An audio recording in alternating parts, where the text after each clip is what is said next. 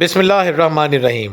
وہ سنتیں جن پر عمل کرنے کی آج شدید ضرورت ہے۔ نبی کریم صلی اللہ علیہ وآلہ وسلم کی سنتوں پر عمل کرنا کیوں ضروری ہے، آج ہم اس موضوع پہ بات کریں گے۔ اللہ تعالیٰ قرآن حکیم میں فرماتا ہے، کہہ دیجئے اگر تم اللہ تعالیٰ سے محبت رکھتے ہو تو میری تابعداری کرو، خود اللہ تعالیٰ تم سے محبت کرے گا اور تمہارے گناہ معاف فرما دے گا، اور اللہ تعالیٰ بڑا بخشنے والا مہربان ہے۔ جس شخص سے اللہ کی دوستی ہو جائے، دنیا میں اس سے زیادہ مطمئن، خوش اور کامیاب انسان کوئی ہو ہی نہیں سکتا۔ سنتوں پر عمل کرنے کا اس سے بڑا فائدہ کیا ہوگا کہ اللہ تعالیٰ ہم سے محبت کرے گا، ہمیں اپنا دوست بنا لے گا، اور یہ بات اللہ تعالیٰ فرما رہا ہے قرآن حکیم میں سورہ آل عمران آیت نمبر 31۔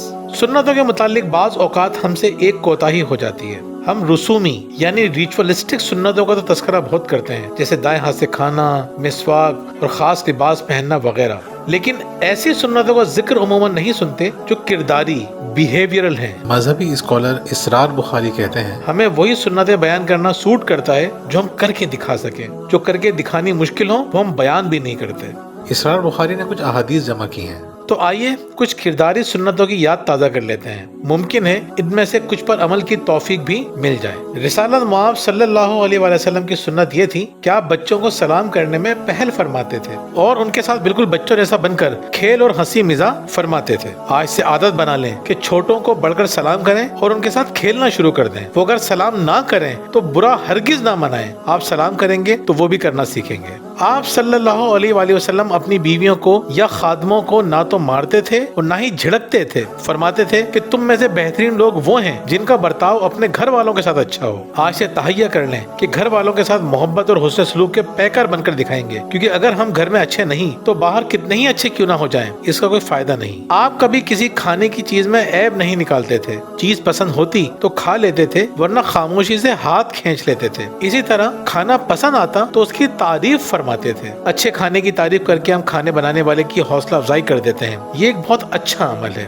ہمیں اس پر عمل کرنا چاہیے۔ آپ صلی اللہ علیہ وآلہ وسلم کسی کے ساتھ سخت کلامی یا بیہودہ گفتگو نہیں فرماتے تھے۔ فرماتے تھے کہ جس کی بد کلامی کی وجہ سے لوگ اس سے گریز کریں وہ اللہ کی نظر میں بدترین شخص ہے۔ چاہے دوستوں کے درمیان ہوں یا گھر میں، زبان سے اچھے الفاظ ادا کریں۔ خود سوچیں اگر لوگ ہماری زبان کی وجہ سے ہم سے ملنا چھوڑ دیں یا ہم سے کترائیں تو ہم بدترین لوگوں میں شامل ہو جائیں گے۔ قرض یا کسی چیز کی قیمت ادا کرتے ہوئے آپ واجب الادا رقم سے زیادہ ادا فرماتے تھے۔ آپ اپنی ذات کے لیے کبھی کسی سے انتقام نہیں لیتے تھے۔ بڑی سے بڑی غلطی اور تکلیف کو معاف کرنا حضور صلی اللہ علیہ وآلہ وسلم کی بہت خوبصورت سنت ہے۔ مجلس میں لوگوں سے نمایاں ہو کر تشریف نہیں رکھتے تھے اور نہ اپنے آنے پر لوگوں کے کھڑا ہونے کو پسند فرماتے تھے۔ اگر مجلس میں بڑے اور چھوٹے دونوں موجود ہوں اور کوئی چیز تقسیم کرنے میں پہلا حق چھوٹوں کا بنتا ہو تو ان سے اجازت لیے بغیر بڑوں سے ابتدا نہیں فرماتے تھے، اور اگر کبھی کوئی بچہ منع کر دے تو برا نہیں مانتے تھے۔ کوئی صاحب حق سخت کلامی کرتا